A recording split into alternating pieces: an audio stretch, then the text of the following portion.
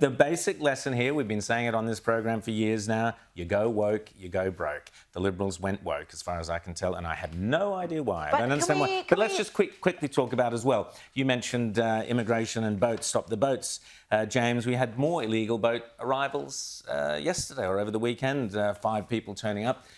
This should be a big story. James Patterson tried to kind of get it up there as a story, but yet again, if we get Labor back in, how many more boat arrivals are we going to get, James? Well, yeah, exactly right. We had 5 people. They were washed up on a beach. I don't think we know much about who they are or where they came from, but, you know, they got help because they wrote SOS in the sand. And they weren't picked up by our government authorities. No, they were picked up by a commercial air like the operator. Chinese again, Virgin. like the thing with the Virgin Airlines plane that said, oh, hey, what's the deal with these Chinese ships down here doing live fire exercises? Air traffic control, did we know about these things happening down underneath us? I hope there's not people dying on our borders again, on our shores, because that we don't know about. They've made this dangerous journey. They probably are. They've been.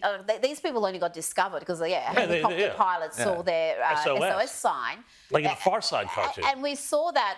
Yeah, I mean that is a worry, but I think the far greater worry is the policies that have seen 500,000 come in a year when we're not building that many homes. If you're building the homes, if you were cutting red tape, green tape, black tape, so we could turbocharge new communities and have new estates built. Yeah, but and homes here's the thing. But then you could say, okay, there's an economic argument for this, but we're not building the homes. We're bringing people in.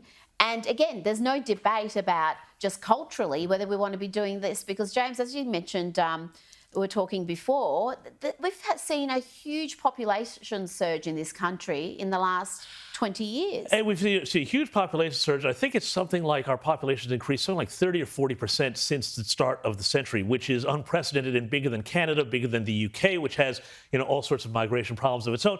And again, there's a simple fact that there's a limit to how many newcomers a society can absorb, and it doesn't matter where they're from.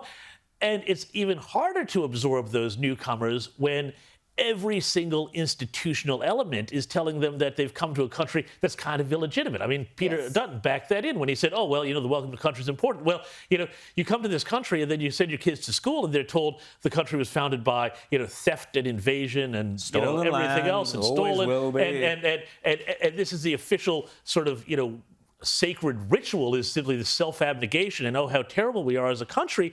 That's not really a great way to sell people on the Australian dream. And it's now officially a part of the Anzac ceremony, according to the leader of the opposition. It's now part of our sacred thing. Look forward to terrific. Maybe... Thanks for consulting the public. Oh, you did it, the voice referendum, that's right. And then you're ignoring it, having won it. It makes no sense at all.